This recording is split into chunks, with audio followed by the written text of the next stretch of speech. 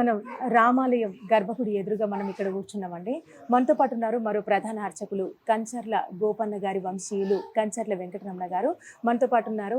ఆలయ ప్రాముఖ్యత గురించి, శ్రీరామనవమి ఉత్సవాల గురించి, అసలు శ్రీరామనవమి యొక్క గొప్పతనం గురించి, అన్నిటి గురించి వారి మాటల్లోనే మనం విందాం. స్వామి నమస్తే అండి. జై శ్రీరామ్. జై శ్రీరామ్. స్వామి చెప్పండి, ఎలా జరుగుతాయి ఇక్కడ ఉత్సవాలు? ఇక్కడ ఉత్సవాలు చాలా అద్భుతంగా జరుగుతాయి. భద్రాచలం శ్రీరామనవమి 12 గంటలకి చేస్తే పొద్దున్న మధ్యాహ్నము స్వామివారు అర్ధరాత్రి ఇక్కడ కళ్యాణం అనేది జరగటం స్వామివారి ప్రత్యేకత. అలాగే రాములు వారు లక్ష్మణదాసు గారికి ఇచ్చిన వరం కూడా అదే. ఎందుకంటే మొత్తం క్షేత్రం మొత్తం వరల్డ్లో మొత్తం ఆయన తిరుగుతూ ఉంటారు. 12 గంటలకి శ్రీరామనవమి అంటే భద్రాచలంలో చేయటం ఎట్లా జరుగుతుందో అర్ధరాత్రి 11:30 దాటిన తర్వాత అది కూడా భద్రాచలం నుంచి అక్షింతలు ముత్యాలు ఇక్కడ ఉప్పల్లో అక్షింతల్లో కలపందే వీళ్ళు కళ్యాణం చేయటానికి జరగదు. పొద్దున్నుంచి అలంకారాలు వాటిల్లోనే ఉంటారు. అలాగే మోతుకూరి కృష్ణశర్మ గారు చెప్పినట్టుగా ఈ గుడి ప్రాముఖ్యత చాలా అద్భుతంగా ఉంటుంది. మొక్కుకున్న వాళ్ళకి భగవంతుడు ఎప్పుడూ మంచే చేస్తాడు. భావం ఎట్లా ఉండాలి అంటే అందరూ బాగుండాలి, అందులో మనం బాగుండాలనే భావంలో ఉన్న వాళ్ళకి భగవంతుడు త్వరగా కటాక్షిస్తాడు. ఇంకోటి శ్రీరామనవమి అంటే రాములు వారినే ఎందుకు కొలుస్తారు అనే భావం. మిగతా దేవుళ్ళను కూడా కలుస్తారు. విష్ణుమూర్తి ఆయన మెయిన్ హెడ్, అంటే ఆయన అవతారాల ప్రకారం ధర్మో ధర్మ రక్షత అంటే ధర్మము ఎక్కడ ఉన్నదో రాములు వారు కాదు ప్రత్యక్షం అట్లా అవుతారు.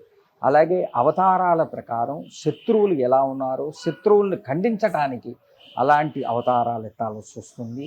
రావణుడి వరం దాని ప్రకారము భగవంతుడుగా కాకుండా మానవుడి రూపంలో మానవుడు ఎన్ని కష్టాలు పడ్డాడో అన్ని కష్టాలు పడి మానవుడు అంటే ఇట్లా ఉంటాడు అనే భావంలో ఆయన ఎప్పుడూ దేవుడుగా అని అనుకోలేదు, అనలేదు. మనం ఆయన్ని కొలుస్తున్నాము. ఎందుకనంటే రావణుడికి వరం అలాంటిది. అపహరణ చేయటము అంటే చెడు పరంగా, అంటే ఆడవాళ్ళ జోలికి వెళితే ఎట్లా జరుగుతుందనే భావం కలగటము, ప్లస్ కొడుకుగా ఎట్లా చూడాలి, తమ్ముళ్ళని ఎలా చూడాలి, తండ్రి వాక్కు ప్రకారము ఆజ్ఞ ప్రకారము వెళ్ళటం అడవుల్లో. అది ఆనందంగా వెళ్ళారు. ఏమనంటే తెల్లారి పట్టాభిషేకం అంటే ఆనందించాడు, తెల్లారి అడవులకు వెళ్ళాలన్నప్పుడు ఆనందించాడు. అదే పరంగా ఏకపత్ని వ్రతుడు అంటే ఒకటే భార్య అనే భావము ధర్మము కోసం. ఆమె సీతాదేవి కూడా వారి అడుగు జాడల్లో నడవటం జరిగింది.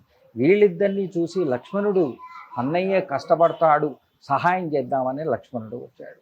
కానీ అప్పుడు భరతుడు లేకపోవటములాన వీళ్ళు వరం భరతుడికి పట్టాభిషేకం చేయాలనే కోరిక ప్రకారం వాళ్ళ అమ్మగారు అనటములాన ఆయన రాముల వారి దగ్గరికి వచ్చి పాదుకలు మాత్రమే తీసుకెళ్ళగలిగాడు. ఎందుకంటే 14 ఏళ్ళు తండ్రికి ఇచ్చిన మాట ప్రకారము ఉండాలి అని, లేకపోతే తమ్ముడు అడిగిన దాని ప్రకారం వెంటనే వెళ్ళాలనుకున్నారు. కానీ పాదుకలు ఇస్తే భరతుడు అన్నయ్య ఇచ్చాడు కదా అని పదవి కూర్చోకుండా రాజోపచారాలు చేసుకుంటూ పాదుకలని మన ఇదేమంటారు కుర్చీ మీద పెట్టడం వచ్చేది. అంటే రాజోపచారాలు జరిగినట్టుగా వాళ్ళ అన్నయ్య కూర్చున్నట్టుగా ఆయన పాదుకలు పెట్టాడు. అందుకే రాములు వారి పట్టాభిషేకం అంటే మెయిన్ వచ్చేది పాదుకలు. రాముడు గొప్పవాడా పాదుకలు గొప్పవాడా అంటే పాదుకలు గొప్పవి. ఎందుకంటే అన్నేళ్ల నుంచి ఆయన పూజ చేశాడు తమ్ముడు. అంటే అన్నా తమ్ములు ఎలా ఉండాలనే భావంలో కలిగారు. రాములు వారికి 16 గుణాలు ఉన్నాయి. 16 గుణాల్లో ఏ ఒక్క గుణం తీసుకున్నా ధర్మాన్ని తప్పకుండా వెళ్ళేటైతే సలక్షణంగా జీవితము జరుగుతుంది. రాముడు పడ్డ కష్టాలు ఏ మానవుడికి రావు. అలాంటి మనం పడే కష్టాలు చాలా సున్నితం. అలాంటి కష్టాలు ఉన్నాయంటే మనిషి అన్న తర్వాత కర్మ దాన్ని బట్టి అనుభవించక తప్పదు. కృష్ణుడు కానీ రాముడు కానీ ఎవరైనా అది అనుభవించటం తప్పదు. ఇవన్నీ కర్మ ఫలాన మనం చేసింది. ఇప్పుడు సపోజ్ మనం యాపిల్ మొక్క విత్తనం వేసాము, యాపిల్ మొక్కే వస్తుంది.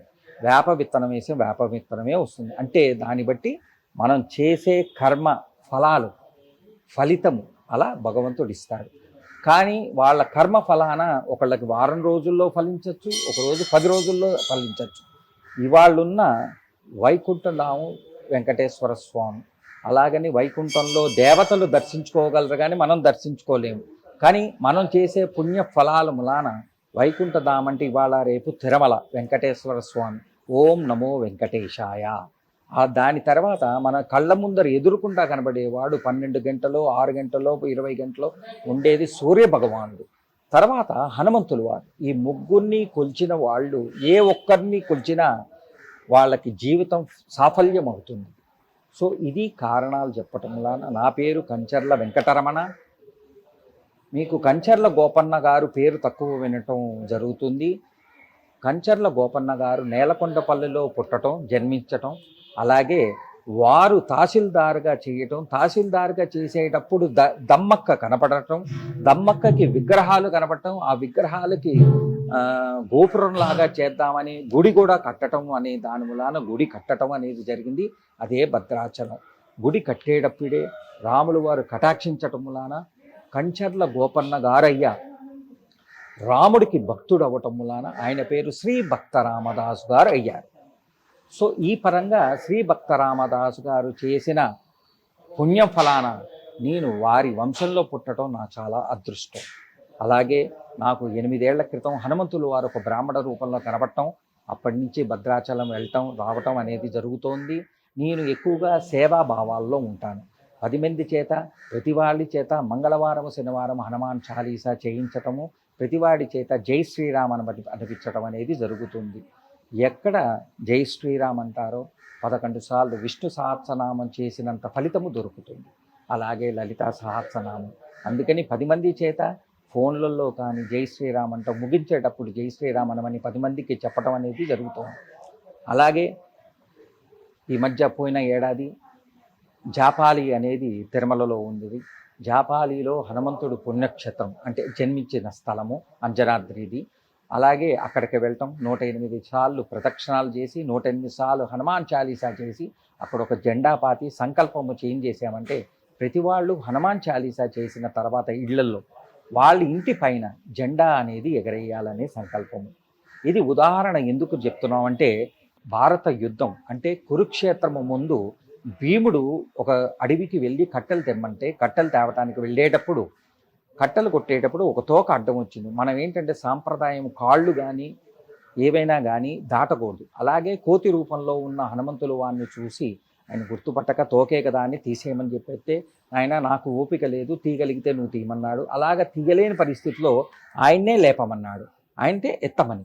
ఆయన నెత్తలేక అప్పుడు ఆయనకి సరాక్షించుడు, అయ్యో మా పెద్దనాన్నగారు అవుతారండి మీరు, నాకు యుద్ధంలో మాకు ఇట్లా ధర్మం తరఫు నుంచి మీరు సపోర్ట్గా ఇవ్వమని అడిగినప్పుడు ఆయన ఏమన్నారంటే నాకు వయసు అయిపోయింది నాయన, కాకపోతే కృష్ణార్జునులు ఏ రథం మీద ఉంటారో ఆ రథం పైన రెపరెపలాడుతూ జెండాగా ఉంటాననే భావంలో ఆయన చెప్పారు.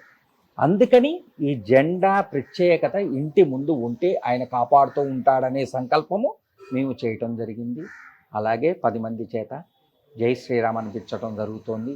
ప్రతి ఇంట్లో నేను వెళ్ళలేను, కానీ ఎవరికి వాళ్ళ ఇళ్లలో చేసుకుంటూ వీలున్నప్పుడు నా ఉద్యోగపరంగా నేను చేసుకుంటూ మా ఇంట్లో వాళ్ళని నేను పోషించుకుంటూ మా ఫ్యామిలీని 10 మంది చేత జై శ్రీరామ్ అనిపించాలనే సంకల్పంతో, అలాగే వడ్ల పరంగా 10 మంది చేత 9-10 ఏళ్ల నుంచి వడ్లు భద్రాచలంకి తెప్పించి వడ్ల పరంగా ఇవ్వటం అనేది జరుగుతోందండి. వడ్లు తెప్పించి మామూలుగా మిల్లులో పట్టకుండా గోటితో ఒలుస్తారు, అందుకే కోటి తలంబ్రాలు అని అంటారు. అవి వెళ్ళిన తర్వాత స్వామివారికి తలంబ్రాలుగా అయ్యి తర్వాత అక్షింతలు ముత్యాలుగా మనకు తయారవుతాయి. స్వామివారికి అక్షింతలు మేమిస్తాము, తానీషా అంటే గవర్నమెంట్ తరపు నుంచి ముత్యాలు అనేది గవర్నమెంట్ వాళ్ళు సమర్పిస్తారు. సో అట్లా భద్రాచలంలో తలంబ్రాలు ముత్యాలు అనేది ప్రాముఖ్యత. ప్రతి కళ్యాణము అన్నప్పుడు భద్రాద్రి సీతారామచంద్రమూర్తి వారి అక్షింతలు ప్రాముఖ్యత అట్లా ఉన్నది. సో ఈ పరంగా అదే పరంగా ఇక్కడ భద్రాచలంలో ఉన్న 95% స్వామివారు ఇక్కడ ఉంటారు. మీరు అనుకున్న సంకల్పం తరాస్తుగా అవ్వాలని, 10 మంది బాగుండాలని, అందులో నేను ఉండాలని, మనం ఉండాలని సంకల్పంతో 10 మంది దర్శించుకోవాలనే కోరిక ప్రకారము అనుకున్న కోరికలు తీరుతాయనే భావంలో చెప్పడం జరుగుతోంది.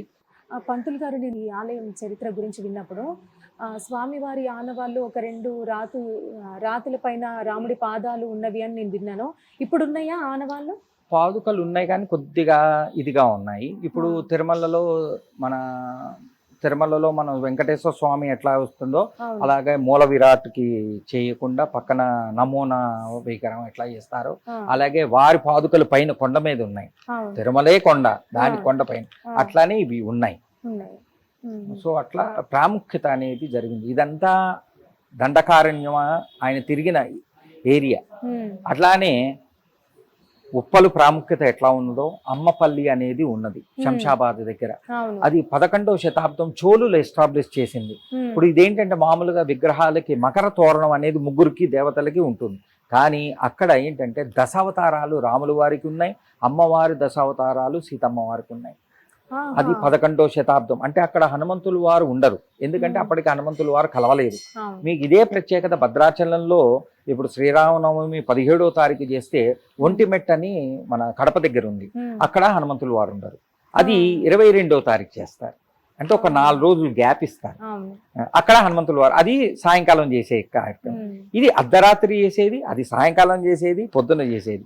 అంటే లోక కళ్యాణం కోసం అందరూ బాగుండాలనే భావంలో ఇవన్నీ చేయటం అనేది జరుగుతుంది.